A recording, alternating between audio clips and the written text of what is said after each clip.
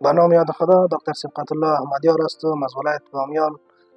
قبلا تقریبا 10 سال شده بود حاجی مادرم همین چشم طرفی چشمش دید کم داشت. باز از این صورت از دکترها معلومات گرفتیم که دکتر صبغت الله بقا را معرفی کرد و قید تشفخانه عملی آمدیم دیگه. خیلی خوب عملیات خوب شده. بعد از 2 ماه آمدیم دیگه چشمش دیدش کاملا در حالت نرمال شده که نه در عینت هیچ ضرورت نداره دیگه. ما هم از دکتر صبغت الله خیلی تشکر و سپاسگزاری میکنیم که همیشه قد همه مریضا همکار بوده. ما مراجعینی که داشتیم همیشه وقت دکتر صبغت الله که راجع کردیم رضایت نیک داشته در قسمت فیس در حساب همکار بوده دیگه. اخلاقی همیشه قدمکارای مسلکی پرسنل تیبی خیلی همکار بوده دیگه. ما خیلی تشکر و سپاسگزار باشیم.